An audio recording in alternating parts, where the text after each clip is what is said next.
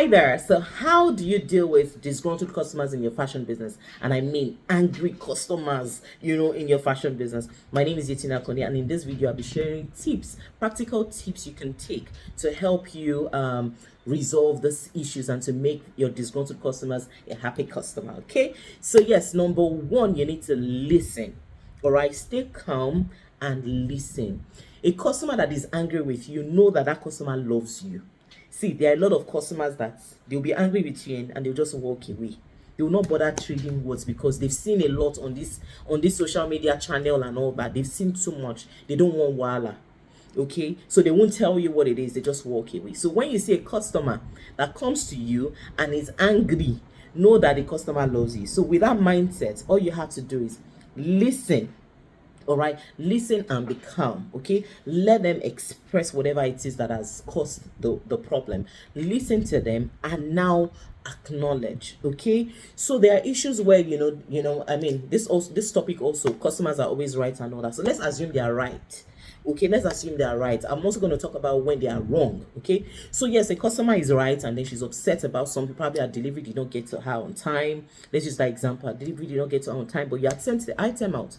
She's justified. She doesn't have a business with a logistics company. She has a business with you. She gave you the money, so you owe her every explanation or everything to make sure her item gets to her. So in a case where there are issues like this, you apologize to her genuinely. You show some empathy, and that's what we lack as entrepreneurs, especially young entrepreneurs. I see that a lot on the streets of Instagram. Oh, I have my policies, blah blah blah blah blah, this that, but you have to show empathy. Oh, ma'am, I am sorry you went through this. However, let me get back to you or resolve this thing. And in a case where you've gone back and forth, the next thing you have to do is, okay, what is the solution?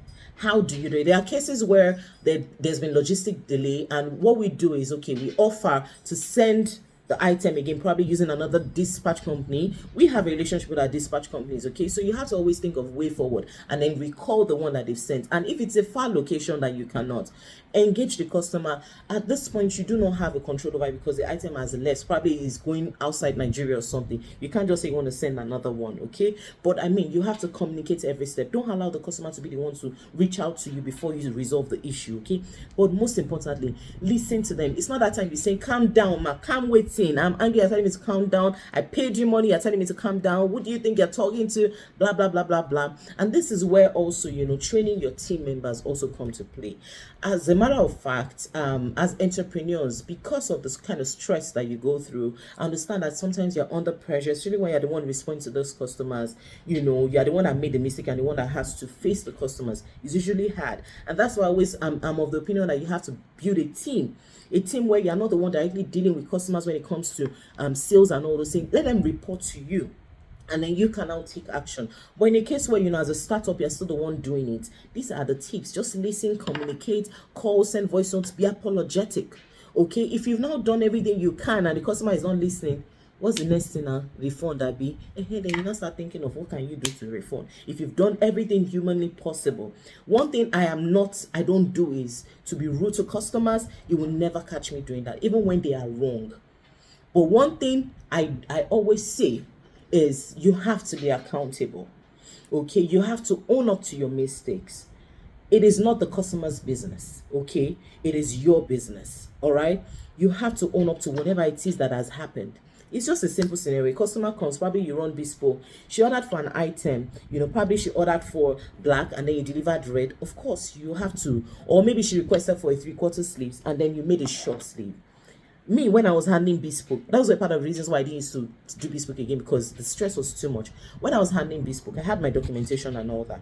So in a case where maybe there's an issue with the cloth or maybe the fitting is not okay, I will be the first person to point it out. If I'm already citing the customer, that the customer is already doing something, I'll say, look at it. Oh, this piece, maybe we might need to hold it in a little. I should be like, oh yes, that's how you show that yes, you know your onions. It's not like because I'm telling you this place is looking loose and you be saying, oh madam, there's nothing wrong with it. You are in for problem because she want to have issues with you. We women, we carry a lot of baggage. So you're looking for where to dump it. So if you step on us, then we transfer everything, all the anger, come and pour it on you. So you have to be very, very careful, and you need to analyze whatever issue it is. Now, I'm not picking a particular scenario here because there are different issues that might arise, okay? But this is a case where the customer is actually right about whatever it is that you're complaining about, maybe you delivered, there are so many scenarios. Sincerely, I can't even like pinpoint one right now that that can speak to you. I'm sure there are million and one experiences that you've had, but if you can understand these basic things, you listen, you are calm, you apologize, you own up to, you acknowledge the fact that yes, you acknowledge the person's emotions to say, and this is where emotional intelligence comes to play. I have a video also on emotional intelligence for fashion entrepreneurs. This is where you understand the customer's point. What if they wanted to use the clothes for an item? You show empathy, like, oh ma'am, I understand that you need this clothes. I'm so sorry, is there a way I can compensate you? You can even offer discount, a certain percentage of their next deal, depending, because you can see that they needed the item but they couldn't use it. It's only a kind customer that will say, I don't want a refund. Some people will ask for their refund and you don't have a choice, you have to give it to them. So you have to show empathy. Sometimes when you show empathy, even when it's your fault, the customer just feels like, oh, it's okay. For someone like me, that's me. Once you show that, yes, you actually acknowledge that you made a mistake or something went wrong, trust me, I would wave it off. But if it's at a point you're trying to prove this thing, no, I'll let you know that, no, this is not right, okay? So also, in a case where the customer is actually wrong, so I'm trying to look for a scenario off my head.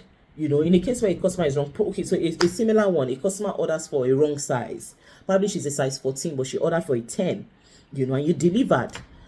How do you deal with such? Well, she ordered for size 10 and I delivered size 10. Okay, in fact, I have a practical scenario. I ordered for something from a lady. I wear size 43, and then she delivered size 43, in all honesty. But guess what? The footwear runs small. Now, in a case where the footwear runs small, and she's telling me that, but she ordered, I ordered 43 and she gave me 43. That 43 was looking like a 40. I would not lie to you, But she was telling me to now pay for logistics, and I'm like, but you sell the shoes. I've been buying shoes from you. It's not, I've bought over 10. I can't count, but I've bought shoes from her. So my shoe size. So if this particular brand runs small, I feel like you owe it to me to let me know, oh, this shoe runs small. For your size 43, you should pick a bigger size, because normally I wear 42, but for sneakers I'll pick 43. So, but it's looking like I'll be picking 45. Do I wear 45 on a normal day? God forbid. Childbirth made me even wear 43 in the first place. I used to be 39, 40. So I would never wear 45, So, but she was like, no, I'm not the producer of the shoe, blah, blah. I'm like, this one needs help. At first, I'm like, no, I'm not going to pay. At least I just said, well, you know what, just, no problem. I'll pay for delivery and bring it to me. You understand? That's how we resolved it. But in that case, what's your joy when a customer orders for a size she genuinely didn't know? She ordered for a size that is not a size, and she's telling you, oh, it's small. I don't have an issue. Oh, ma'am, we understand. Oh, look at our size chart, and we have processes around that. We send you size charts before we even go on with the purchase. Look at the size chart. Send us your measure. Oh, it actually falls in size 14. No problem, we'll send it to you. But you pay for delivery. Now, that's where the issue now comes. Why will I pay for delivery? But you deliver, but it's not my size. Oh, ma'am, this is the situation. Some customers don't want to fight you on that. But in that kind of situation, madam, you know yourself that you ordered this size, but it's in your approach at the end of the day. And we have a provision for that, such that we pay one way. So they pay for, whatever the exchange. But we show that empathy, like, oh, we understand that you can't wear it. However, we don't mind exchanging it for the bigger size, just that it's going to cost extra delivery fee. You understand? So in that case, you know how to handle.